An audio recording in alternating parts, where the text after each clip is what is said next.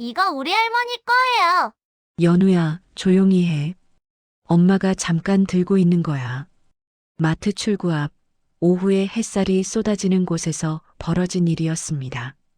7살 소녀 서연우가 엄마 박미선의 손에 든 팔찌를 본 순간이었죠. 서연우, 7살. 동그란 눈망울과 이마의 초승달 모양 흉터가 인상적인 아이였습니다. 평범한 동네에서 박미선과 함께 살며 유치원에 다니는 밝은 소녀였죠. 이제 이 아이의 이야기를 시작합니다. 이야기는 토요일 오후부터 시작됐습니다. 박미선은 아침부터 불안했어요. 통장 잔액은 3만 원, 이번 달 월세는 아직 못 냈습니다. 만두가게 매출도 요즘 들어 계속 떨어지고 있었죠. 이제는 어쩔 수 없어. 박미선은 작은 금고 앞에 섰어요. 7년 동안 한 번도 열지 않았던 금고였습니다. 떨리는 손으로 비밀번호를 눌렀죠. 찰칵. 금고 문이 열렸어요. 안에는 작은 벨벳 주머니 하나만 들어 있었습니다. 박미선은 주머니를 꺼내 천천히 열었죠. 은빛 체인에 작은 다이아몬드들이 박혀 있는 팔찌가 모습을 드러냈어요. 햇빛을 받아 영롱하게 반짝였습니다. 박미선의 가슴이 철렁 내려앉았죠. 미안해, 지아야. 하지만 연우를 위해서라면. 박미선이 작게 중얼거렸어요. 그녀는 팔찌를 주머니에 넣고 연우를 불렀습니다. 마트에 장을 보러 갈 시간이었죠. 연우야, 나갈 준비 됐어? 네, 엄마. 연우가 방에서 뛰어나왔어요. 분홍색 원피스를 입은 연우는 씩씩하게 웃었습니다. 박미선은 연우의 손을 잡고 집을 나섰죠. 두 사람은 걸어서 10분 거리에 있는 마트로 향했어요. 토요일 오후라 거리는 사람들로 붐볐습니다. 연우는 엄마 손을 꼭 잡고 신나게 걸었죠. 엄마, 오늘 저녁은 뭐 먹어요? 연우가 좋아하는 김치만두 만들어줄게. 와, 좋아요. 연우의 얼굴이 환해졌어요. 박미선은 억지로 웃음을 지었습니다. 주머니 속 팔찌가 자꾸 신경 쓰였죠. 마트에 도착했어요. 박미선은 장바구니를 들고 연우와 함께 안으로 들어갔습니다. 주말이라 마트는 사람들로 가득했죠. 연우야, 엄마 손 꼭 잡고 있어. 네. 두 사람은 채소 코너로 향했어요. 박미선은 만두에 들어갈 배추와 부추를 골랐습니다. 연우는 신기한 듯 주변을 두리번거렸죠. 장을 보는데 30분쯤 걸렸어요. 장바구니는 금세 채소와 고기로 가득 찼습니다. 박미선은 계산대로 향했죠. 줄이 길었어요. 박미선과 연우는 차례를 기다렸습니다. 그때 박미선의 휴대전화가 울렸죠. 잠깐만, 연우야. 박미선이 휴대전화를 꺼냈어요. 귀금속 가게에서 온 문자였습니다. 오후 4시까지 오시면 감정해 드리겠습니다라는 내용이었죠. 박미선은 시계를 봤어요. 지금이 오후 3시였습니다. 1시간밖에 남지 않았죠. 서두르자. 박미선은 장바구니를 계산대에 올렸어요. 계산하는 동안 주머니에서 팔찌를 꺼냈습니다. 시간이 촉박해서 미리 꺼내둔 거였죠. 총 28,000원입니다. 계산원이 말했어요. 박미선은 한 손에 팔찌를 쥔 채 다른 손으로 지갑을 뒤졌습니다. 카드를 꺼내 계산을 마쳤죠. 영수증 드릴까요? 아니요, 괜찮습니다. 박미선이 장바구니를 들었어요. 연우의 손을 잡고 마트 출구로 향했습니다. 귀금속 가게는 마트에서 걸어서 5분 거리였죠. 마트 문을 나서는 순간이었어요. 오후의 따뜻한 햇살이 두 사람을 감쌌습니다. 그 햇살이 박미선의 손에 든 팔찌를 비췄죠. 팔찌가 눈부시게 반짝였어요. 수십 개의 작은 다이아몬드들이 햇빛을 받아 무지갯빛으로 빛났습니다. 연우의 시선이 그곳에 멈췄죠. 엄마, 그게 뭐예요? 연우가 물었어요. 박미선은 깜짝 놀라 손을 주머니에 넣으려 했습니다. 하지만 이미 늦었죠. 이건 엄마가 잠깐 들고 있는 거야. 박미선이 얼버무렸어요. 하지만 연우는 팔찌에서 눈을 떼지 못했습니다. 아이의 눈이 점점 커졌죠. 이거 본 것 같은데. 연우가 중얼거렸어요. 박미선의 심장이 빠르게 뛰기 시작했습니다. 불안한 예감이 들었죠. 연우야, 빨리 가자. 엄마 바빠. 박미선이 서둘렀어요. 하지만 연우는 제자리에 멈춰 섰습니다. 아이의 눈빛이 이상하게 변했죠. 엄마. 연우의 목소리가 떨렸어요. 아이는 팔찌를 가리키며 또렷하게 말했습니다. 주변 사람들이 돌아볼 만큼 큰 목소리였죠. 이거 우리 할머니 거예요. 박미선의 얼굴이 하얗게 질렸어요. 주변에서 장을 보던 사람들의 시선이 일제히 두 사람에게 쏠렸습니다. 박미선은 황급히 연우의 입을 막으려 했죠. 연우야, 조용히 해. 엄마가 잠깐 들고 있는 거라니까. 아니에요. 저 기억나요. 연우가 박미선의 손을 뿌리쳤어요. 아이는 흥분한 목소리로 계속 말했습니다. 지나가던 사람들이 멈춰 서기 시작했죠. 할머니가 엄마한테 줬어요. 제가 아기였을 때요. 엄마가 이거 차고 저를 안아줬어요. 연우의 말에 박미선의 다리에 힘이 풀렸어요. 7살 아이가 어떻게 그때 일을 기억하는 걸까요? 연우는 겨우 돌이 지난 나이였는데 말이죠. 그리고 여기 안쪽에 연우가 팔찌를 가리켰어요. 박미선은 황급히 손을 주머니에 넣으려 했습니다. 하지만 연우가 더 빨랐죠. H, J 이렇게 써 있어요. 한지야, 우리 엄마 이름이에요. 순간 주변이 조용해졌어요. 연우의 말을 들은 사람들이 술렁이기 시작했습니다. 한 명이 휴대전화를 꺼냈죠. 저기요, 혹시 50대 정도 되어 보이는 여자가 다가왔어요. 그녀는 박미선의 손에 든 팔찌를 뚫어져라 쳐다봤습니다. 그러더니 급히 휴대전화로 뭔가를 검색했죠. 맞아, 이거. 여자가 소리쳤어요. 그녀는 휴대전화 화면을 주변 사람들에게 보여줬습니다. 화면에는 팔찌 사진과 함께 거액의 현상금 공고가 떠 있었죠.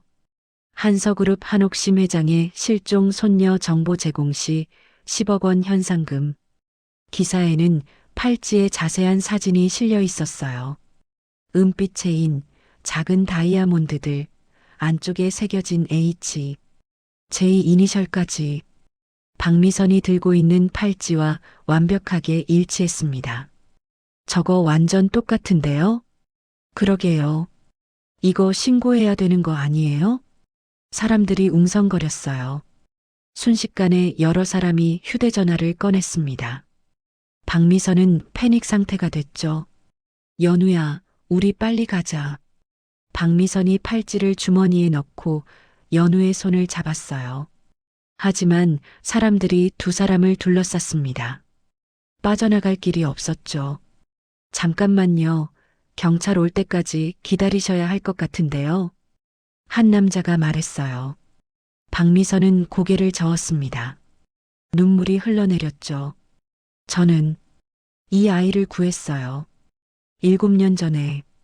박미선의 목소리는 떨렸어요. 하지만 사람들은 믿지 않는 표정이었습니다. 누군가 이미 한서그룹에 전화를 건 것 같았죠. 엄마, 왜 울어요? 연우가 불안한 표정으로 물었어요. 박미선은 연우를 꼭 안았습니다. 그녀는 이제 모든 게 끝났다는 걸 알았죠.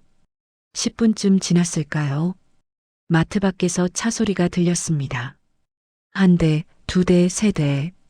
차들이 계속 도착했어요. 검은색 외제차들이었죠. 마트 앞 주차장이 순식간에 차들로 가득 찼습니다. 사람들은 창밖을 내다보며 웅성거렸어요. 우와, 저게 다 뭐야? 한서그룹 차량들 아니에요? 10억 받는 사람 나오는 거 아니야? 박미선은 창밖을 바라봤습니다. 차에서 정장을 입은 사람들이 내렸어요. 수십 명이 일제히 마트 쪽으로 걸어왔죠. 그 뒤로 한 명의 노부인이 나타났어요. 흰머리를 단정하게 올린 70대의 여성이었습니다.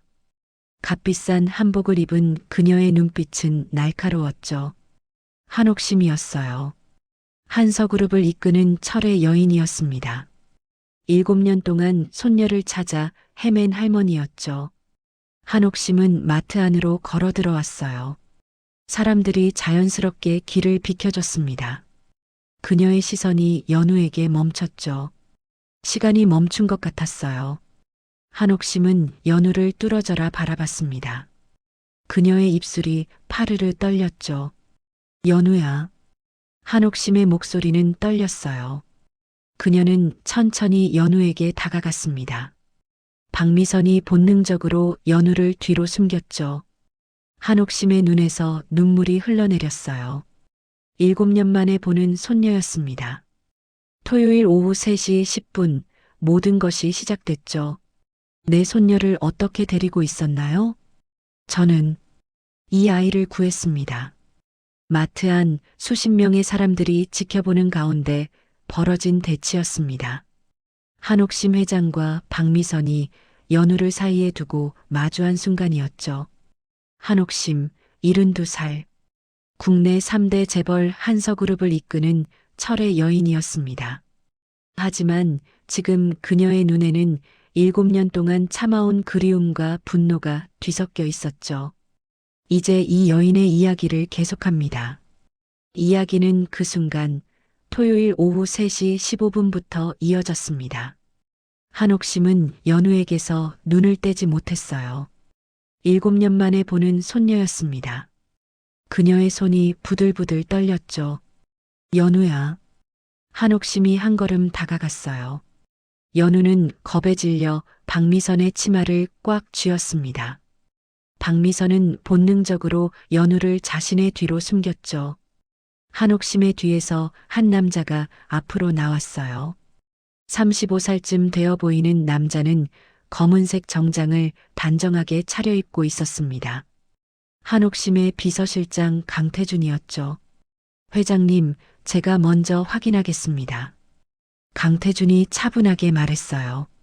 그는 박미선에게 다가가 정중하게 고개를 숙였습니다. 하지만 그의 눈빛은 날카로웠죠. 실례지만 성함이 어떻게 되십니까? 박미선입니다. 박미선의 목소리는 떨렸어요. 강태준은 태블릿을 꺼내 뭔가를 기록했습니다. 그의 손가락이 빠르게 화면을 넘겼죠. 이 아이와는 어떤 관계십니까? 제 딸입니다. 박미선의 대답에 한옥심이 비웃음을 터뜨렸어요. 그녀는 박미선에게 성큼성큼 다가갔습니다. 두 사람 사이의 거리가 좁혀졌죠. 당신 딸이라고요? 감히 내 손녀를 납치해 놓고 그런 말을 하는 겁니까? 한옥심의 목소리는 차갑고 날카로웠어요. 주변 사람들이 숨을 죽였습니다. 마트 안이 순식간에 조용해졌죠. 저는 납치한 게 아닙니다. 7년 전 사고 현장에서. 사고 현장이라고요? 한옥심이 박미선의 말을 끊었어요. 그녀의 눈에서 불꽃이 튀었습니다. 강태준이 재빨리 끼어들었죠. 회장님, 일단 조용한 곳으로 이동하시는 게 좋겠습니다. 강태준이 마트 매니저를 불렀어요. 매니저가 황급히 달려왔습니다. 그는 땀을 뚝뚝 흘리고 있었죠. 사무실을 사용하시겠습니까? 그러죠. 강태준이 고개를 끄덕였어요. 매니저가 2층으로 올라가는 계단을 가리켰습니다. 한옥심이 먼저 걸어갔죠. 가시죠. 강태준이 박미선에게 말했어요. 박미선은 연우를 안아 올렸습니다. 연우는 무서워서 엄마 목을 꽉 감았죠. 일행은 2층 사무실로 올라갔어요. 보디가드 4명이 문 밖을 지켰습니다.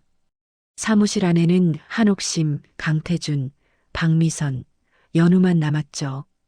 한옥심은 소파에 앉았어요. 그녀는 연우를 뚫어지게 바라봤습니다. 연우는 박미선의 품에서 고개를 들지 못했죠. 아이를 내려놓으시오. 한옥심이 명령했어요. 박미선은 고개를 저었습니다. 연우를 더 꽉 안았죠. 이 아이가 무서워하고 있습니다. 제발, 무섭다고요? 한옥심이 자리에서 벌떡 일어났어요. 그녀는 박미선에게 다가가 손가락으로 가리켰습니다. 목소리가 떨렸죠. 7년 동안 내가 얼마나 무서웠는지 아십니까? 손녀가 어디서 어떻게 지내는지, 밥은 먹는지, 아픈 데는 없는지, 매일 밤 악몽에 시달렸습니다. 한옥심의 눈에서 눈물이 흘러내렸어요. 72살 노인의 눈물이었습니다. 박미선도 눈시울이 붉어졌죠. 강태준이 한옥심에게 다가가 부축했어요. 그는 회장을 다시 소파에 앉혔습니다. 그리고 박미선에게 돌아섰죠. 박미선 씨, 일단 DNA 검사부터 하시겠습니까? 그래야 모든 게 명확해질 것 같습니다. DNA 검사요? 박미선의 얼굴이 하얗게 질렸어요. 그녀는 이미 결과를 알고 있었습니다. 연우가 한옥심의 친손녀라는 걸 말이죠. 네, 여기 검사 키트가 있습니다. 강태준이 가방에서 DNA 검사 키트를 꺼냈어요. 그는 항상 만반의 준비를 하고 다니는 사람이었습니다. 7년 동안 전국을 돌며 손녀를 찾았던 남자였죠. 거부하시면 법적 조치를 취할 수밖에 없습니다. 강태준의 목소리는 부드러웠지만 단호했어요. 박미선은 입술을 깨물었습니다. 선택의 여지가 없었죠. 알겠습니다. 박미선이 연우를 내려놓았어요. 연우는 불안한 표정으로 엄마를 올려다봤습니다. 박미선이 연우의 머리를 쓰다듬었죠. 연우야, 괜찮아. 아프지 않아. 강태준이 무릎을 꿇고 연우와 눈높이를 맞췄어요. 그는 주머니에서 사탕 하나를 꺼냈습니다. 연우에게 건넸죠. 안녕, 연우야. 삼촌이 사탕 줄게. 입 좀 벌려볼까? 연우는 사탕을 받아들었어요. 하지만 입을 벌리지 않았습니다. 박미선을 쳐다봤죠. 엄마. 괜찮아, 연우야. 엄마도 할 거야. 박미선의 말에 연우가 조심스럽게 입을 벌렸어요. 강태준이 면봉으로 연우의 입안을 살짝 문질렀습니다. 연우는 눈을 꼭 감고 있었죠. 다 됐어. 잘했어, 연우야. 강태준이 연우의 머리를 쓰다듬었어요. 그는 한옥심에게 다가갔습니다. 한옥심도 입을 벌렸죠. 샘플 채취가 끝났어요. 강태준은 샘플을 조심스럽게 봉투에 담았습니다. 그리고 휴대전화로 누군가에게 전화를 걸었죠. 지금 바로 연구소로 보내십시오. 최우선으로 처리하라고 전하고요. 강태준이 전화를 끊었어요. 그는 박미선을 돌아봤습니다. 차분하게 말했죠. 결과는 3일 후에 나옵니다. 3일이요? 박미선이 되물었어요. 강태준이 고개를 끄덕였습니다. 한옥심이 자리에서 일어났죠. 3일 동안 당신은 우리 집에서 지내시오. 예. 박미선이 놀라서 물었어요. 한옥심은 창밖을 바라보며 말했습니다. 목소리는 여전히 차갑고 단호했죠. 당신이 도망칠까봐 걱정됩니다. 그리고 연우도 낯선 환경에 적응할 시간이 필요하니까요. 하지만 거부하시면 지금 당장 경찰을 부르겠습니다. 유괴 혐의로 말입니다. 한옥심의 말에 박미선은 할 말을 잃었어요. 연우는 두 사람의 대화를 듣고 있었습니다. 아이의 눈에 눈물이 고였죠. 엄마, 우리 집에 못 가요? 연우의 목소리가 떨렸어요. 박미선은 연우를 꼭 안았습니다. 한옥심의 가슴이 철렁 내려앉았죠. 손녀가 자신을 할머니가 아닌 낯선 사람으로 보고 있었어요. 그리고 박미선을 진짜 엄마라고 부르고 있었습니다. 한옥심의 눈에서 또다시 눈물이 흘렀죠. 강태준이 박미선에게 다가갔어요. 그는 명함을 꺼내 건넸습니다. 부드럽게 말했죠. 박미선 씨, 회장님 말씀이 거칠게 들리셨을 수 있습니다. 하지만 이해해 주십시오. 7년 동안 손녀를 찾지 못한 할머니의 마음을 말입니다. 박미선은 명함을 받았어요. 한서그룹 비서실장 강태준이라고 적혀 있었습니다. 그녀는 고개를 끄덕였죠. 알겠습니다. 3일 동안만이죠? 네, 3일입니다. 강태준이 약속했어요. 한옥심이 문을 향해 걸어갔습니다. 보디가드들이 문을 열었죠. 가시죠. 차가 기다리고 있습니다. 일행은 마트를 나섰어요. 밖에는 여전히 검은색 외제차들이 줄지어 서 있었습니다. 사람들이 휴대전화로 사진을 찍고 있었죠. 한옥심은 가운데 있는 가장 큰 차에 탔어요. 강태준이 박미선과 연우를 그 옆 차로 안내했습니다. 박미선은 연우를 안고 차에 올랐죠. 차 안은 넓고 편안했어요. 가죽 시트에서 고급스러운 냄새가 났습니다. 연우는 신기한 듯 주변을 둘러봤죠. 엄마, 여기 진짜 커요. 연우가 작은 목소리로 말했어요. 박미선은 아무 대답도 하지 못했습니다. 차창 밖을 멍하니 바라봤죠. 차들이 출발했어요. 수십 대의 차가 일렬로 움직였습니다. 마치 대통령 행차 같았죠. 30분쯤 달렸을까요? 차는 서울 강남의 한 고급 주택가에 들어섰습니다. 높은 담장으로 둘러싸인 저택 앞에서 멈췄죠. 도착했습니다. 기사가 말했어요. 차 문이 열렸습니다. 박미선은 연우의 손을 잡고 차에서 내렸죠. 눈앞에 거대한 저택이 나타났어요.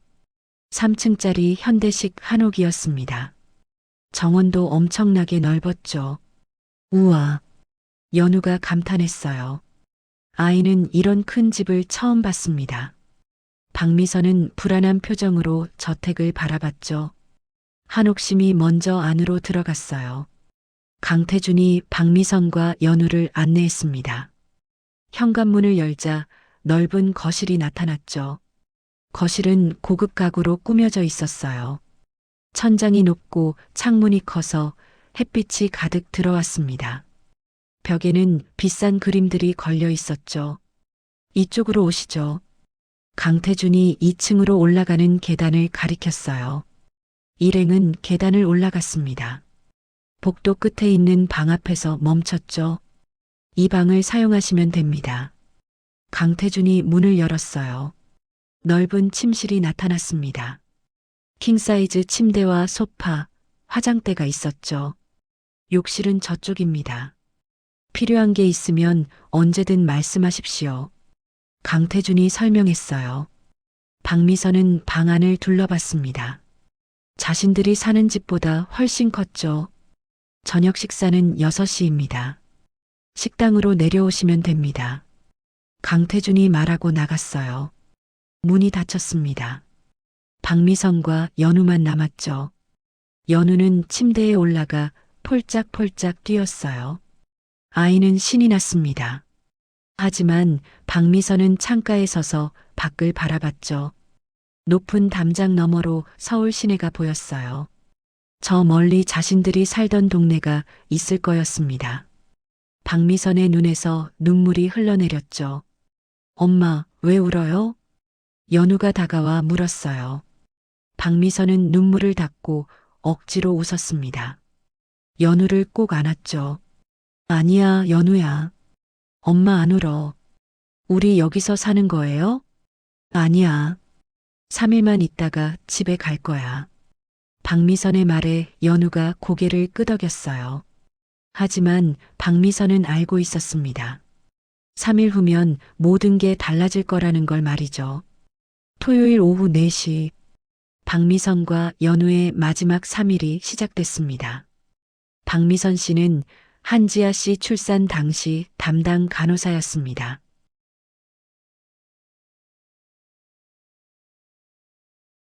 그렇다면 처음부터 우리 연우를 노린 거군요. 한옥심의 서재, 어두운 조명 아래 펼쳐진 서류들 사이에서 벌어진 대화였습니다. 강태준이 조사한 박미선의 과거가 드러나는 순간이었죠. 강태준, 35살. 한옥심 회장을 10년간 보좌해온 충직한 비서실장이었습니다. 7년 동안 연우를 찾기 위해 전국을 누빈 집요한 남자였죠. 이제 이 남자의 이야기를 계속합니다. 이야기는 그날 저녁, 토요일 밤 9시부터 이어졌습니다. 강태준은 서재에서 노트북 화면을 응시하고 있었어요. 박미선에 대한 모든 정보가 화면에 떠 있었습니다. 그는 마우스를 움직이며 하나하나 확인했죠. 박미선, 42살. 부산 출신. 강태준이 중얼거렸어요. 한옥심이 그의 옆에 앉아 화면을 바라봤습니다. 그녀의 눈빛은 날카로웠죠. 대학은? 부산대학교 간호학과를 졸업했습니다. 성적은 우수했고요. 강태준이 화면을 스크롤했어요. 박미선의 학창시절 사진이 나타났습니다. 젊고 밝은 모습이었죠. 졸업 후 바로 서울로 올라왔습니다. 25살 때였습니다. 어디서 일했나요? 한옥심이 물었어요. 강태준이 다음 페이지를 열었습니다. 병원 근무 기록이 나타났죠. 처음에는 강남성 모병원에서 3년 근무했습니다. 그 다음 한서 메디컬 센터로 옮겼고요. 우리 병원으로? 한옥심의 목소리가 높아졌어요. 강태준이 고개를 끄덕였습니다. 더 자세한 기록을 펼쳤죠. 네, 28살 때 한서 메디컬 센터 산부인과에 입사했습니다. 실력이 뛰어나서 3년 만에 수간호사로 승진했고요. 그럼 내 딸 지아가 연우를 낳을 때, 네, 박미선이 담당 간호사 중 한 명이었습니다. 강태준이 파일을 하나 열었어요. 한지아의 출산 기록이 나타났습니다. 날짜는 7년 전 3월 15일이었죠. 담당 의사는 김현우 교수였고 담당 간호사는 총 5명이었습니다. 그 중 한 명이 박미선이었습니다. 한옥심은 화면 속 박미선의 사진을 뚫어지게 바라봤어요. 젊은 시절 박미선은 환하게 웃고 있었습니다. 지금과는 많이 달라 보였죠. 그리고 중요한 게 하나 더 있습니다. 강태준이 다른 파일을 열었어요. 퇴사 기록이었습니다. 한옥심이 몸을 앞으로 기울였죠. 박미선은 한지아 씨 출산 3개월 후인 그해 6월에 갑자기 사직서를 냈습니다. 3개월 후에? 네, 개인 사유라고만 적혀 있습니다. 병원 측도 이유를 모릅니다. 강태준이 화면을 넘겼어요. 다음 기록은 4개월 뒤였습니다. 한옥심의 얼굴이 굳어졌죠. 그리고 정확히 4개월 후 한지아 씨의 교통사고가 발생했습니다. 한옥심이 주먹을 쥐었어요. 그녀의 손이 부들부들 떨렸습니다.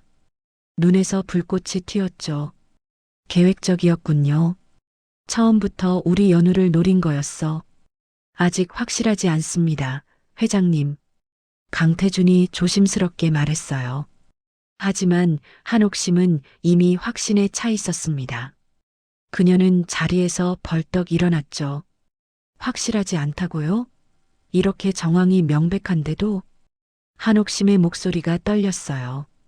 강태준은 침착하게 다른 자료를 꺼냈습니다. 프린트된 서류였죠. 회장님, 일단 이것부터 보시죠. 박미선의 통장 기록입니다. 강태준이 서류를 한옥심에게 건넸어요. 한옥심은 서류를 받아들었습니다. 눈을 가늘게 뜨고 읽기 시작했죠. 병원을 그만둔 후 박미선의 계좌에는 큰 돈이 입금된 적이 없습니다. 오히려 적금을 깨고 대출을 받았습니다. 그게 무슨 의미죠? 만약 박미선이 누군가에게 고용된 유괴범이었다면 큰 돈을 받았어야 합니다. 하지만 그녀는 7년 동안 생활고에 시달렸습니다. 강태준이 다른 서류를 꺼냈어요. 마트 근처 원룸 월세 계약서 사본이었습니다. 보증금 500만 원, 월세 40만 원이었죠. 현재 박미선이 사는 집입니다. 7년 동안 4번 이사했는데 모두 비슷한 수준의 월세방이었습니다. 한옥심은 서류를 내려놓았어요. 창밖을 바라봤습니다. 서울 야경이 반짝이고 있었죠. 그렇다면 왜 경찰에 신고하지 않았을까요? 연우를 발견했다면 당연히 신고했어야죠. 한옥심의 질문에 강태준이 고개를 끄덕였어요. 그것이 가장 큰 의문점이었습니다. 강태준도 답을 찾지 못하고 있었죠. 그 부분은 저도 이해가 안 됩니다. 내일 박미선을 직접 신문해야 할 것 같습니다. 신문이요? 네, 정확한 진술을 받아야 합니다. 7년 전 그날 무슨 일이 있었는지 말입니다. 강태준이 노트북을 닫았어요. 그는 한옥심을 돌아봤습니다. 조심스럽게 물었죠. 회장님, 혹시 7년 전 사고에 대해 기억나시는 게 더 있으십니까? 한옥심의 표정이 어두워졌어요. 그녀는 소파에 주저앉았습니다. 오래된 기억을 떠올리는 듯 했죠. 그날은 일요일이었어요.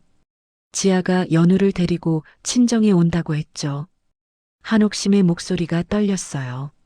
강태준은 조용히 듣고 있었습니다. 메모를 하기 시작했죠. 지아는 오후 3시쯤 출발한다고 했어요. 차로 40분 거리였으니 4시쯤 도착할 거라고 생각했죠. 그런데요, 4시가 지나도 오지 않았어요. 전화를 해도 받지 않았고요. 한옥심이 눈을 감았어요. 그날의 기억이 생생했습니다. 가슴이 답답해졌죠. 5시쯤 경찰에서 연락이 왔어요. 지아의 차가 강변북로에서 전복됐다고. 현장에 달려갔을 때 지아는 이미 한옥심이 말을 잇지 못했어요. 눈물이 흘러내렸습니다. 강태준이 티슈를 건넸죠. 연우는 보이지 않았습니다. 차 안에도 없었고 주변에도 없었어요. 마치 증발한 것처럼. 차에 카시트가 있었습니까? 강태준의 질문에 한옥심이 고개를 끄덕였어요. 그녀는 티슈로 눈물을 닦았습니다. 목소리를 가다듬고 말했죠. 네, 뒷좌석에 카시트가 있었어요.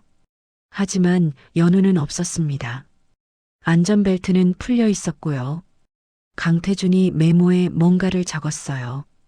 그는 생각에 잠긴 표정이었습니다. 중요한 단서가 있는 것 같았죠.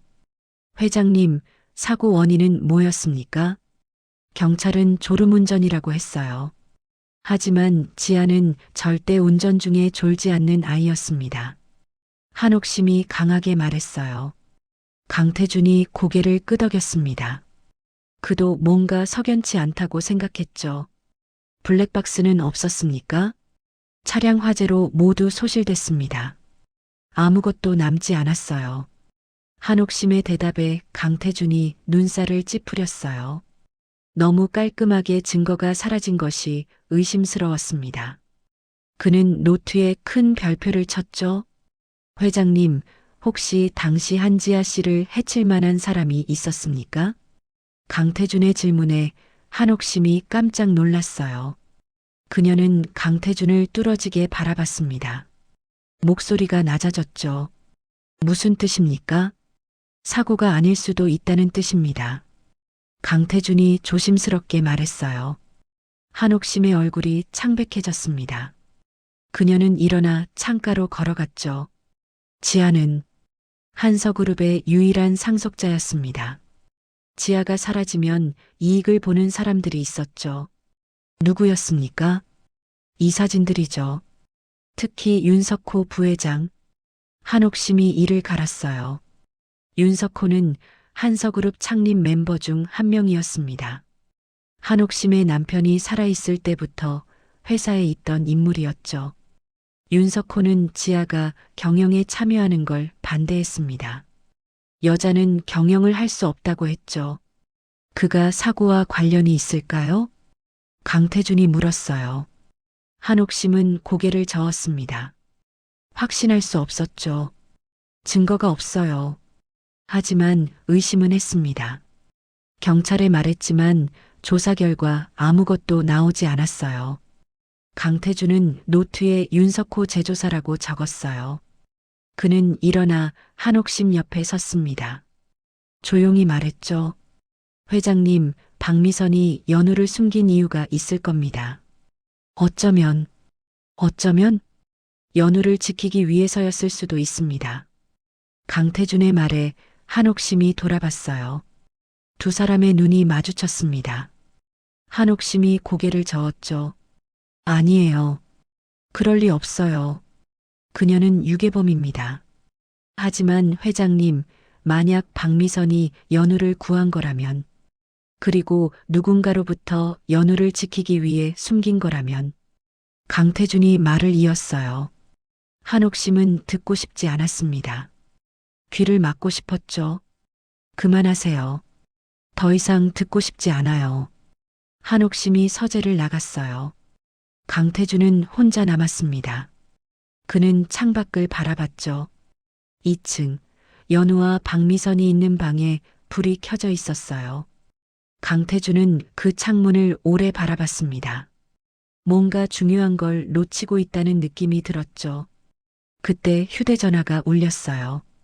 강태준이 전화를 받았습니다. 조사팀장이었죠. 실장님, 중요한 걸 발견했습니다. 뭡니까? 박미선의 집에서 오래된 USB를 찾았습니다. 암호가 걸려 있는데 해독하는 중입니다. 강태준의 눈빛이 변했어요. 그는 책상에 앉아 노트북을 다시 열었습니다. 손가락이 키보드 위에서 멈췄죠. 최대한 빨리 해독하세요. 그 안에 답이 있을 겁니다. 알겠습니다. 전화가 끊어졌어요. 강태준은 화면을 응시했습니다. 박미선의 얼굴 사진이 떠 있었죠. 당신은 대체 누구입니까? 강태준이 중얼거렸어요. 토요일 밤 10시 진실을 향한 첫걸음이 시작됐습니다. 연우는 한지아 씨의 친딸이 맞습니다. 이제 우리 손녀를 돌려받겠습니다. 한옥심의 거실, 오전 햇살이 쏟아지는 공간에서 벌어진 선언이었습니다. DNA 검사 결과가 나온 바로 그 순간이었죠. 강태준, 35살. 3일 동안 밤낮 없이 진실을 파헤친 남자였습니다. 이제 그는 결정적인 순간을 맞이하고 있었죠. 이제 이 순간의 이야기를 시작합니다. 이야기는 3일 후 화요일 오전 10시부터 시작됐습니다. 거실에는 네 사람이 앉아 있었어요. 한옥심, 강태준, 박미선, 그리고 연우였습니다. 공기가 무겁게 가라앉아 있었죠. 강태준은 손에 봉투를 들고 있었어요. DNA 검사 결과가 담긴 봉투였습니다. 그는 천천히 봉투를 뜯었죠. 결과가 나왔습니다. 강태준이 서류를 꺼냈어요. 한옥심은 숨을 죽이고 있었습니다. 박미선은 연우를 꼭 안고 있었죠. 서연우 양과 한옥심 회장님의 DNA 일치율은 25%입니다. 이는 조성관계를 의미합니다. 강태준이 읽어 내려갔어요. 한옥심의 눈에서 눈물이 흘러내렸습니다. 그녀는 떨리는 손으로 입을 막았죠. 그리고 서연우 양과 고 한지아 씨의 보관된 DNA를 비교한 결과 일치율은 50%입니다. 모녀 관계가 확실합니다. 박미선이 고개를 떨어뜨렸어요. 그녀도 이미 알고 있던 사실이었습니다. 하지만 공식적으로 확인되는 순간은 달랐죠. 한옥심이 자리에서 일어났어요. 그녀는 박미선에게 다가갔습니다. 목소리는 차갑고 단호했죠. 이제 더 이상 변명의 여지가 없군요. 당신은 내 손녀를 7년간 불법으로 감금한 겁니다. 회장님, 저는 닥쳐요. 한옥심이 소리쳤어요. 연우가 깜짝 놀라 울음을 터뜨렸습니다. 박미선이 연우를 달랬죠. 연우야, 괜찮아. 엄마가 여기 있어. 엄마라고요? 한옥심이 비웃었어요. 그녀는 박미선의 팔을 잡아 끌었습니다. 힘이 세서 박미선이 비틀거렸죠. 당신은 이 아이의 엄마가 아닙니다. 납치범일 뿐이에요. 회장님, 강태준이 급히 말렸어요. 하지만 한옥심은 멈추지 않았습니다. 그녀는 연우를 박미선에게서 떼어내려 했죠. 연우야, 이리 와. 할머니한테 와. 싫어요. 엄마, 엄마. 연우가 울부짖었어요. 아이는 박미선의 목을 꽉 감았습니다. 박미선도 연우를 놓지 않았죠. 회장님, 제발이요. 연우가 무서워하고 있어요. 내 손녀를 놓지 못해. 한옥심이 강하게 잡아당겼어요. 그 순간 연우가 비명을 지르며 쓰러졌습니다. 모두가 얼어붙었죠. 연우야. 박미선이 바닥에 쓰러진 연우를 안아 올렸어요. 연우의 몸이 뜨겁게 달아올라 있었습니다. 이마에 땀이 송글송글 맺혔죠. 연우야, 정신 차려. 연우야. 박미선이 다급하게 연우를 흔들었어요. 하지만 연우는 눈을 뜨지 못했습니다. 숨소리만 거칠게 들렸죠. 강태준이 재빨리 연우에게 다가갔어요. 그는 연우의 이마를 짚어봤습니다. 얼굴이 굳어졌죠. 고열입니다. 지금 당장 병원으로 가야 합니다. 뭐라고요? 한옥심이 놀라서 물었어요. 강태준은 이미 휴대전화로 구급차를 부르고 있었습니다. 박미선은 연우를 꼭 안고 있었죠. 연우야, 괜찮아. 엄마가 있어. 눈 떠봐, 응? 박미선의 목소리가 떨렸어요. 연우는 대답하지 않았습니다. 호흡만 점점 빨라지고 있었죠. 이게 무슨... 한옥심이 뒷걸음질 쳤어요. 그녀의 얼굴이 창백해졌습니다. 손이 부들부들 떨렸죠. 5분 후 구급차가 도착했어요. 응급구조사들이 연우를 들것에 옮겼습니다. 박미선이 함께 구급차에 탔죠. 저도 갑니다. 한옥심이 말했어요. 강태준이 부축해서 차에 태웠습니다. 구급차가 사이렌을 울리며 출발했죠. 한서 메디컬 센터까지는 15분 거리였어요. 구급차는 빠르게 달렸습니다. 박미선은 연우의 손을 꼭 잡고 있었죠. 연우야, 조금만 참아. 곧 병원이야. 응급실에 도착했어요. 의사들이 연우를 급히 검사실로 옮겼습니다. 박미선과 한옥심은 밖에서 기다렸죠. 30분이 지났어요. 담당 의사가 나왔습니다. 김현우 교수, 7년 전 한지아의 출산을 담당했던 의사였죠. 연우의 상태가 심각합니다. 김 교수가 심각한 표정으로 말했어요. 한옥심이 다가갔습니다. 목소리가 떨렸죠. 무슨 말씀이십니까? 연우는 희귀 혈액형 RH-AB형입니다. 게다가 특수 알레르기가 있어서 일반 약물 치료가 불가능합니다. 김 교수의 설명에 모두가 놀랐어요. 강태준이 물었습니다. 목소리는 침착했죠. 그걸 어떻게 아십니까? 의료 기록이 있습니다. 박미선 씨가 가지고 계셨습니다. 김 교수가 파일을 꺼냈어요. 두꺼운 의료 기록 파일이었습니다. 7년치 기록이 빼곡히 적혀 있었죠. 박미선이 앞으로 나섰어요. 그녀는 파일을 김 교수에게 건넸습니다. 떨리는 목소리로 말했죠. 연우는 생후 6개월 때 처음 발작을 일으켰어요. 그때부터 특수 약물로만 치료할 수 있었습니다. 한옥심이 파일을 빼앗아 들었어요. 그녀는 페이지를 넘기며 읽었습니다. 눈이 점점 커졌죠. 7년 동안의 모든 기록이 있었어요. 예방접종, 감기, 발열, 알레르기 반응. 빠짐없이 기록되어 있었습니다. 박미선의 손글씨였죠. 이게 대체... 한옥심의 목소리가 떨렸어요. 그녀는 박미선을 돌아봤습니다. 눈에서 눈물이 흘렀죠. 김 교수가 계속 설명했어요. 그의 표정은 진지했습니다. 한옥심을 똑바로 보며 말했죠. 박미선 씨가 없었다면 연우는 진작 목숨을 잃었을 겁니다. 7년 동안 특수 약물을 구하고 정기적으로 검사하고 응급 상황에 대비한 흔적이 모두 이 기록에 있습니다. 한옥심의 다리에 힘이 풀렸어요. 강태준이 황급히 부축했습니다. 한옥심은 의자에 주저앉았죠. 제가 뭘 한 겁니까? 한옥심이 두 손으로 얼굴을 감쌌어요. 목 놓아 울기 시작했습니다. 72살 노인의 통곡이었죠. 박미선은 가만히 서 있었어요. 그녀는 검사실 문을 바라봤습니다. 연우가 있는 곳이었죠. 연우는 괜찮아질까요? 박미선이 조용히 물었어요. 김 교수가 고개를 끄덕였습니다. 안심시키는 표정이었죠. 네, 특수 약물을 투여했습니다. 곧 깨어날 겁니다. 1시간 후 연우가 눈을 떴어요. 박미선이 가장 먼저 달려갔습니다. 연우의 손을 잡았죠. 엄마. 연우가 작은 목소리로 불렀어요. 박미선이 눈물을 흘리며 웃었습니다. 연우의 이마에 입을 맞췄죠. 그래, 엄마야. 엄마 여기 있어. 한옥심이 문 밖에 서 있었어요. 그녀는 안으로 들어가지 못했습니다.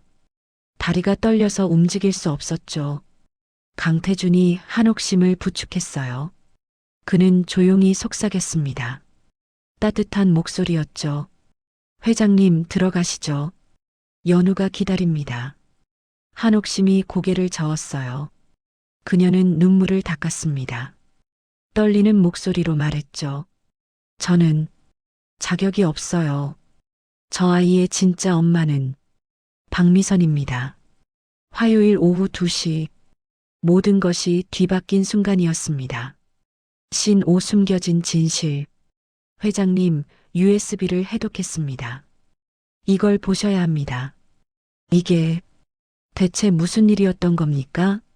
한서 메디컬 센터 중환자실 앞 어두운 복도에서 벌어진 대화였습니다. 7년 전 사고의 진실이 드러나는 순간이었죠. 강태준, 35살. 박미선의 집에서 발견한 USB의 비밀을 풀어낸 남자였습니다. 그 안에는 충격적인 진실이 담겨 있었죠. 이제 진실의 순간을 시작합니다. 이야기는 그날 저녁 화요일 오후 6시부터 이어졌습니다. 연우는 병실에서 잠들어 있었어요. 박미선이 침대 옆에 앉아 연우의 손을 잡고 있었습니다. 한옥심은 복도 창가에 서 있었죠. 강태준이 노트북을 들고 다가왔어요. 그의 얼굴은 긴장되어 있었습니다. 중요한 무언가를 발견한 표정이었죠. 회장님, 잠깐 이야기 좀 하시죠. 강태준이 조용히 말했어요. 한옥심이 고개를 끄덕였습니다. 두 사람은 복도 끝 상담실로 들어갔죠. 강태준이 노트북을 열었어요. 화면에는 동영상 파일이 여러 개 보였습니다. 날짜는 모두 7년 전이었죠. 이게 박미선 씨 집에서 발견한 USB 내용입니다. 암호를 푸는데 3일이 걸렸습니다. 무슨 내용입니까? 한옥심이 물었어요. 강태준은 첫 번째 파일을 재생했습니다. 어두운 주차장 영상이 나타났죠. 영상 속에는 한지아가 보였어요. 그녀는 연우를 안고 차에 타고 있었습니다. 날짜는 사고 당일이었죠. 이건 한서 메디컬 센터 주차장 CCTV입니다. 박미선 씨가 몰래 복사해 둔 것 같습니다. 한옥심은 화면을 뚫어지게 바라봤어요. 딸의 마지막 모습이었습니다. 눈물이 흘러내렸죠. 영상이 계속됐어요. 한지아가 차를 출발시켰습니다. 그때 다른 차 한 대가 뒤를 따라갔죠. 저 차를 보십시오. 강태준이 화면을 멈췄어요. 검은색 세단이었습니다. 번호판이 선명하게 보였죠. 저 차량을 추적했습니다. 강태준이 다른 파일을 열었어요. 차량 등록증이 나타났습니다. 소유주 이름에 한옥심이 숨을 멈췄죠. 윤석호. 네, 윤석호 부회장의 회사 차량입니다. 강태준이 다음 영상을 재생했어요. 블랙박스 영상이었습니다. 박미선이 어떻게 구했는지는 몰랐죠. 영상은 강변북로였어요. 한지아의 차가 달리고 있었습니다. 뒤에서 검은색 세단이 바짝 붙었죠. 갑자기 세단이 한지아의 차를 들이받았어요. 한 번, 두 번, 세 번. 한지아의 차가 중앙선을 넘었죠. 안 돼.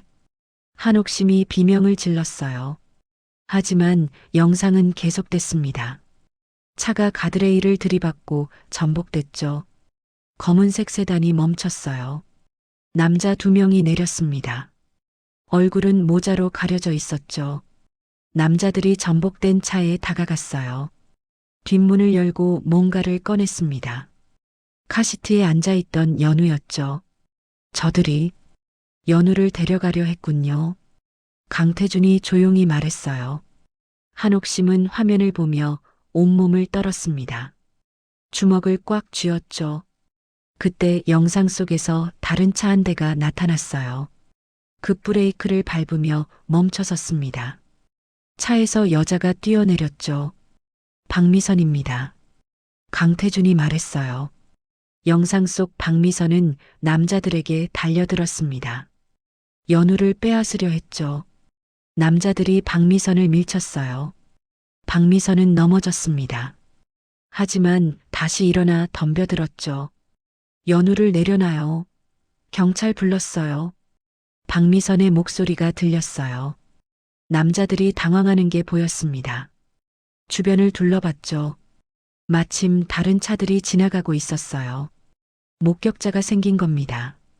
남자들은 연우를 내려놓고 도망쳤죠.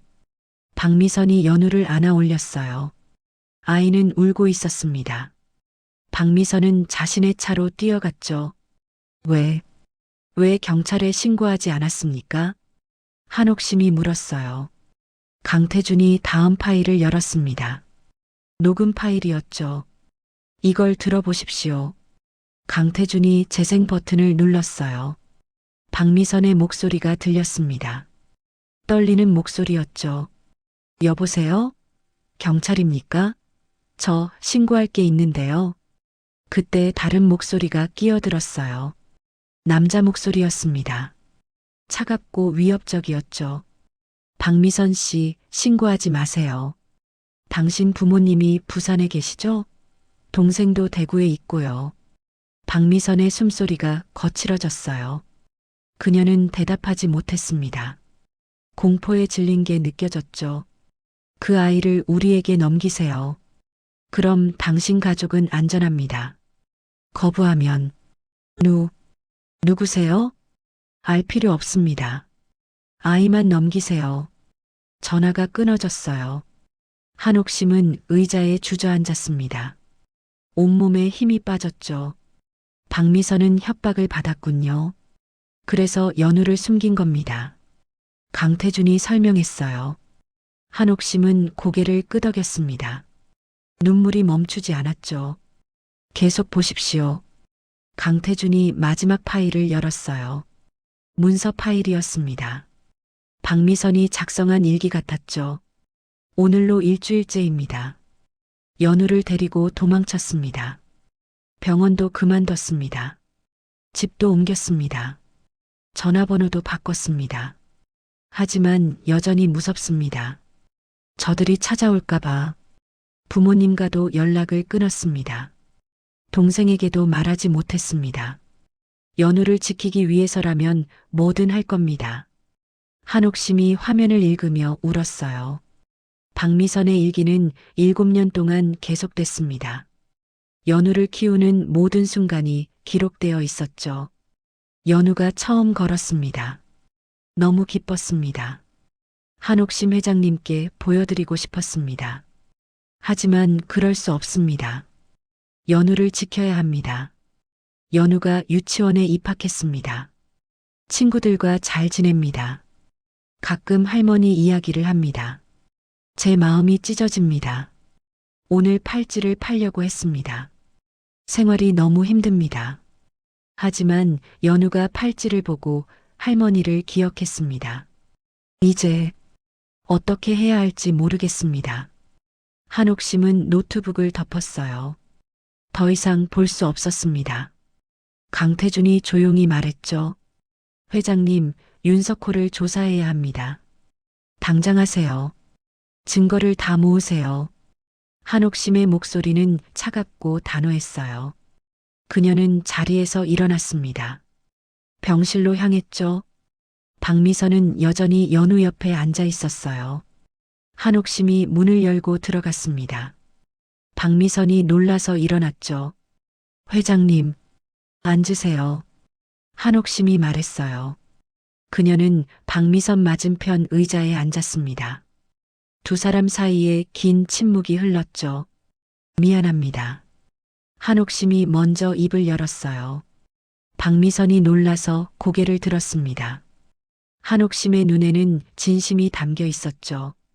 당신이 7년 동안 무슨 일을 겪었는지 이제야 알았습니다. 당신은 연우의 생명을 구했고 목숨을 걸고 지켰습니다. 저는, 아니, 들어주세요. 한옥심이 박미선의 말을 막았어요. 그녀는 눈물을 흘리며 계속 말했습니다. 목소리가 떨렸죠. 당신은 연우의 진짜 엄마입니다. 제가 틀렸습니다. 박미선도 눈물을 흘렸어요. 7년 동안 참아왔던 눈물이었습니다. 두 여자는 마주보며 함께 울었죠. 연우가 잠결에 뒤척였어요.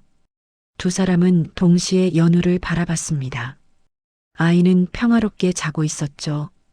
연우를 함께 키우면 안 될까요? 한옥심이 조심스럽게 물었어요. 박미선이 놀란 표정으로 한옥심을 봤습니다. 한옥심이 손을 내밀었죠. 당신이 엄마, 제가 할머니. 함께 이 아이를 지켜요. 이번에는 제대로. 박미선이 한옥심의 손을 잡았어요. 두 사람의 손이 연우 위에서 겹쳤습니다. 화요일 오후 7시 새로운 가족이 시작됐죠. 윤석호 부회장을 긴급 체포합니다. 이게 무슨, 당신들이 감히. 한서그룹 본사 회장실 오전 회의가 한창인 순간에 벌어진 체포였습니다. 7년 전 범죄의 주범이 마침내 잡히는 순간이었죠. 한옥심, 72살. 일주일 만에 모든 증거를 확보한 철의 여인이었습니다. 이제 그녀는 복수가 아닌 정의를 실현하고 있었죠. 이제 심판의 순간을 시작합니다. 이야기는 일주일 후 다음 주 화요일 오전 10시부터 시작됐습니다.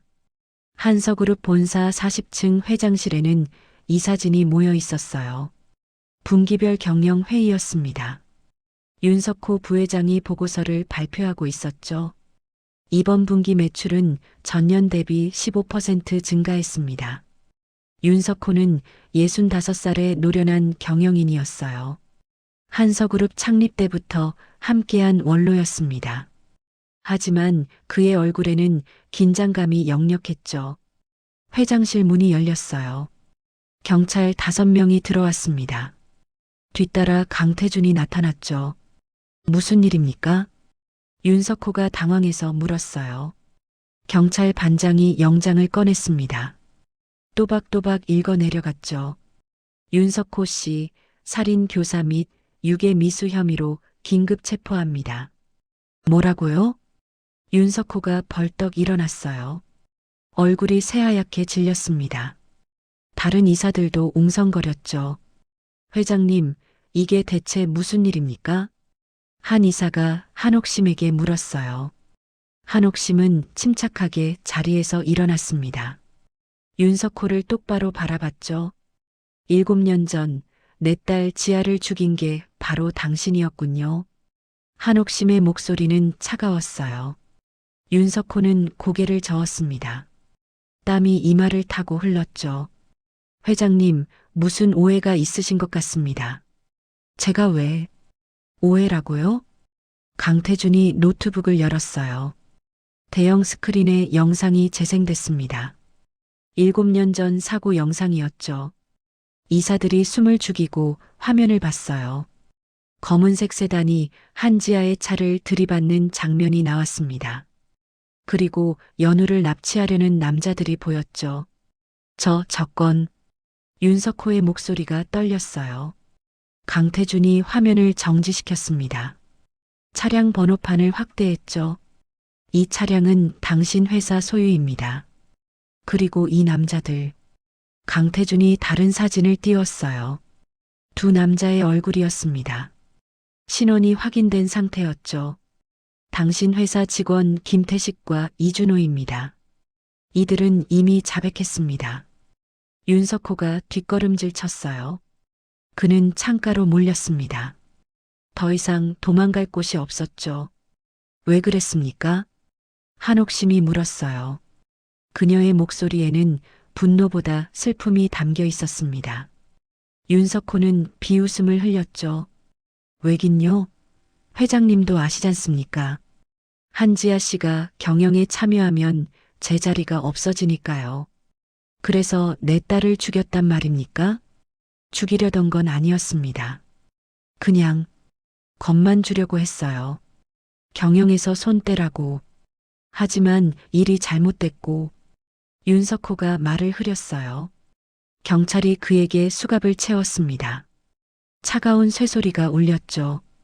그리고 연우는요? 돌도 안 된 아기를 왜 납치하려 했습니까? 강태준이 물었어요. 윤석호는 대답하지 않았습니다. 한옥심이 다가갔죠. 말해요. 내 손녀를 어쩌려고 했습니까? 한옥심이 소리쳤어요. 윤석호가 고개를 떨어뜨렸습니다. 작은 목소리로 중얼거렸죠. 없애려고 했습니다. 그래야 회장님께 상속자가 없으니까요. 회의실이 얼어붙었어요. 이사들이 경악한 표호로 윤석호를 바라봤습니다. 한옥심은 주먹을 쥐었죠. 당신은 인간이 아니군요. 경찰이 윤석호를 끌고 나갔어요. 회의실 문이 닫혔습니다.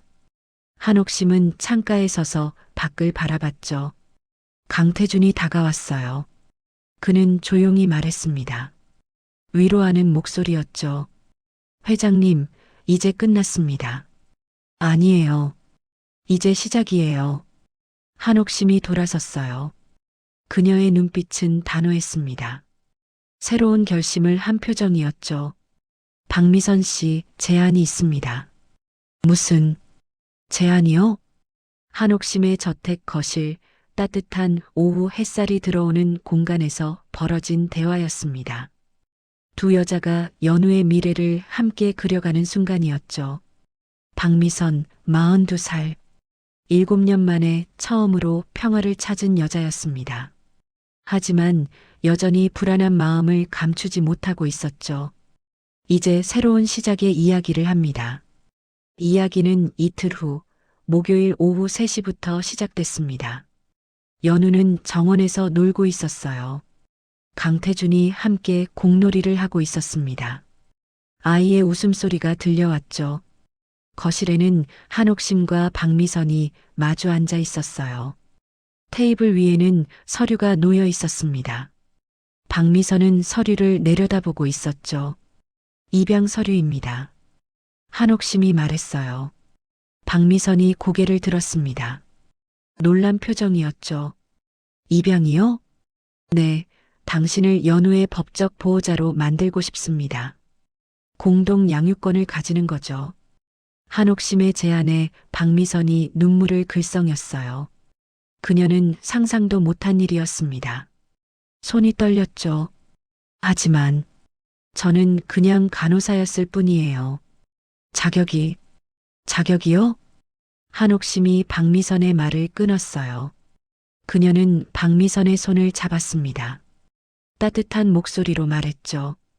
7년 동안 연우를 목숨 걸고 지킨 사람이 자격이 없다고요? 당신보다 더 자격 있는 사람은 이 세상에 없어요. 박미선이 울음을 터뜨렸어요. 한옥심도 눈물을 흘렸습니다. 두 사람은 서로를 꼭 안았죠. 감사합니다, 회장님. 회장님이라고 부르지 마세요. 이제 우리는 가족이에요. 한옥심이 웃으며 말했어요. 박미선도 웃었습니다. 7년 만에 진심으로 웃는 얼굴이었죠. 그리고 또 하나 제안이 있어요. 한옥심이 다른 서류를 꺼냈어요. 병원 의사 임명장이었습니다. 박미선의 이름이 적혀 있었죠. 한서메디컬센터 산하 소아의료재단 이사로 모시고 싶습니다. 연우 같은 희귀병 어린이들을 돕는 재단이에요. 저를요? 박미선이 놀라서 물었어요. 한옥심이 고개를 끄덕였습니다. 진지한 표정이었죠. 당신은 7년 동안 희귀병 아이를 키운 경험이 있어요. 그 누구보다 이 일에 적합합니다. 박미선은 서류를 바라봤어요. 새로운 삶이 시작되는 것 같았습니다. 떨리는 손으로 펜을 들었죠. 감사합니다. 최선을 다하겠습니다. 두 사람이 서류에 서명했어요. 창밖에서 연우의 웃음소리가 들렸습니다. 두 여자는 동시에 창밖을 바라봤죠. 연우를 불러야겠어요. 함께 저녁 준비를 해요. 한옥심이 일어났어요. 박미선도 따라 일어났습니다. 두 사람은 함께 정원으로 나갔죠. 연우야, 엄마, 할머니. 연우가 두 사람에게 달려왔어요. 아이는 환하게 웃고 있었습니다. 한옥심과 박미선이 함께 연우를 안았죠. 강태준이 그 모습을 바라보며 미소 지었어요. 그는 휴대전화로 사진을 찍었습니다. 완벽한 가족 사진이었죠. 오늘 저녁은 뭐 먹을까? 한옥심이 연우에게 물었어요. 연우가 신나서 대답했습니다. 목소리가 밝았죠. 만두요. 엄마가 만든 김치만두. 좋아. 그럼 할머니가 도와줄게. 세 사람은 손을 잡고 집 안으로 들어갔어요. 목요일 오후 4시 새로운 가족의 첫 저녁 준비가 시작됐습니다. 엄마, 케이크 불어요. 그래, 우리 연우. 소원 빌어. 한옥심의 저택 정원, 여름 햇살 아래 펼쳐진 생일 파티였습니다. 연우의 8번째 생일을 축하하는 특별한 날이었죠. 서연우, 8살. 이제 2명의 엄마와 1명의 할머니 사랑을 받으며 자라는 행복한 아이였습니다. 오늘은 그 행복이 완성되는 날이었죠. 이제 마지막 이야기를 시작합니다. 이야기는 6개월 후 연우의 생일날부터 시작됐습니다. 정원에는 화려한 장식이 가득했어요. 분홍색과 흰색 풍선이 나무마다 매달려 있었습니다. 긴 테이블에는 맛있는 음식들이 놓여 있었죠. 연우는 예쁜 드레스를 입고 있었어요. 머리에는 작은 왕관을 쓰고 있었습니다. 진짜 공주 같았죠. 연우야, 이리 와봐. 박미선이 연우를 불렀어요. 그녀는 이제 한서메디컬센터 소아의료재단 이사로 일하고 있었습니다. 단정한 정장을 입은 모습이 당당해 보였죠. 엄마, 케이크 언제 자르면 돼요? 손님들 다 오시면. 조금만 기다려. 연우가 고개를 끄덕였어요. 그때 현관 쪽에서 차 소리가 들렸습니다. 손님들이 도착하기 시작했죠. 강태준이 가장 먼저 들어왔어요. 그는 큰 선물 상자를 들고 있었습니다. 연우가 달려갔죠. 삼촌, 우리 공주님 생일 축하해. 강태준이 연우를 안아 올렸어요. 연우는 깔깔 웃었습니다. 강태준은 6개월 동안 연우에게 최고의 삼촌이 되어 있었죠. 다른 손님들도 속속 도착했어요. 한서그룹 이사들과 직원들이 왔습니다. 박미선의 부모님과 동생도 부산에서 올라왔죠. 어머, 우리 연우 정말 예뻐졌네. 박미선의 어머니가 연우를 안았어요. 6개월 전 모든 진실을 알게 된 후 가족들은 재회했습니다. 이제는 자주 만나고 있었죠. 외할머니. 그래, 우리 연우. 생일 축하한다. 한옥심이 마지막으로 정원에 나타났어요. 그녀는 우아한 한복을 입고 있었습니다. 손에는 작은 상자를 들고 있었죠. 할머니. 연우가 한옥심에게 달려갔어요. 한옥심이 연우를 꼭 안았습니다. 눈에 눈물이 맺혔죠. 우리 연우 생일 축하한다. 할머니가 특별한 선물을 준비했어. 한옥심이 상자를 건넸어요. 연우가 상자를 열었습니다. 안에는 반짝이는 팔찌가 들어 있었죠. 이거, 박미선이 놀라서 말했어요. 그 팔찌였습니다. 7년 전 모든 이야기의 시작이었던 바로 그 팔찌였죠. 이제 이 팔찌는 연우 거야. 엄마가 연우를 위해 남겨둔 거니까. 한옥심이 팔찌를 연우의 손목에 채워줬어요. 연우의 작은 손목에는 조금 컸지만 아름다웠습니다. 햇빛을 받아 반짝였죠. 예뻐요, 할머니. 고마워요. 천만에. 이제 케이크 자를까? 모두가 테이블로 모였어요. 큰 케이크가 가운데 놓여 있었습니다. 8개의 초가 켜져 있었죠. 자, 다 같이. 하나, 둘, 셋. 생일 축하합니다. 생일 축하합니다. 사랑하는 연우의 생일 축하합니다. 연우가 눈을 감고 소원을 빌었어요. 그리고 후 하고 초를 불었습니다. 모두가 박수를 쳤죠. 연우야, 무슨 소원 빌었어? 강태준이 물었어요. 연우가 환하게 웃었습니다. 큰 목소리로 대답했죠. 비밀이에요. 하지만 이미 다 이루어졌어요. 뭐가 이루어졌는데? 엄마도 있고 할머니도 있고 외할머니 외할아버지도 왔어요. 삼촌도 있고요. 우리 모두 행복해요. 연우의 말에 모두가 웃었어요. 박미선과 한옥심이 서로를 바라봤습니다. 눈물이 흘렀죠. 케이크를 자르고 나눠 먹었어요. 아이들은 정원에서 뛰어놀았습니다. 어른들은 이야기를 나눴죠. 해가 지기 시작했어요. 노을이 정원을 붉게 물들였습니다. 연우는 한옥심과 박미선 사이에 앉아 있었죠. 할머니, 엄마, 저 행복해요. 우리도 행복해, 연우야. 세 사람은 함께 노을을 바라봤어요. 정원 한쪽에는 한지아의 사진이 놓여 있었습니다. 연우가 사진 앞에 꽃을 놓았죠. 엄마, 우리 모두 행복해요. 하늘에서 보고 계시죠? 연우가 사진에 대고 말했어요. 바람이 살랑 불었습니다. 마치 한지아가 대답하는 것 같았죠. 강태준이 카메라를 들었어요. 그는 세 사람의 모습을 사진에 담았습니다. 완벽한 순간이었죠. 자, 다 같이 사진 찍을까요?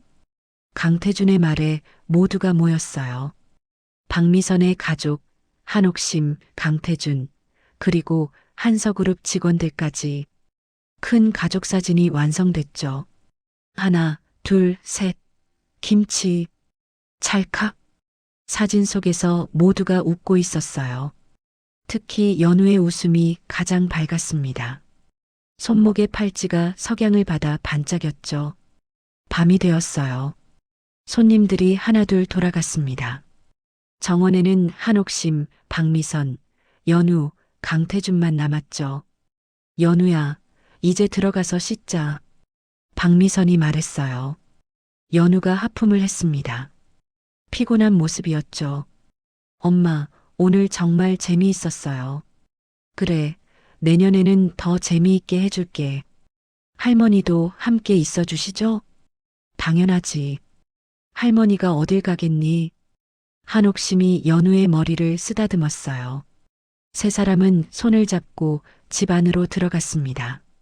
강태준이 뒤따라 걸었죠. 2층 연우의 방에서 불이 켜졌어요. 창문 너머로 세 사람의 실루엣이 보였습니다. 함께 웃고 이야기하는 모습이었죠. 강태준은 정원에 홀로 서서 그 모습을 바라봤어요. 그는 미소 지었습니다. 모든 것이 제자리를 찾았죠. 7년 전 사라졌던 연우, 목숨을 걸고 지켜낸 박미선, 손녀를 되찾은 한옥심. 세 사람은 이제 진짜 가족이 되었습니다. 밤하늘에 별들이 반짝였어요. 그중 가장 밝은 별 하나가 유난히 빛났습니다. 한지아가 딸과 엄마 그리고 박미선을 지켜보는 것 같았죠. 강태준이 하늘을 올려다봤어요. 그는 작게 중얼거렸습니다. 감사의 말이었죠. 한지아 씨, 걱정 마세요. 연우는 이제 안전합니다. 그리고 정말 행복합니다. 바람이 또 한 번 불었어요. 정원의 풍선들이 흔들렸습니다. 마치 한지아가 고맙다고 말하는 것 같았죠. 연우의 8번째 생일. 모든 이야기가 행복한 결말을 맞이한 날이었습니다. 그리고 새로운 이야기가 시작되는 날이기도 했죠. 오늘도 한 편의 이야기를 함께 해주셔서 고맙습니다. 마음이 머무는 이야기 계속 함께 해요. 구독과 좋아요 잊지 마세요.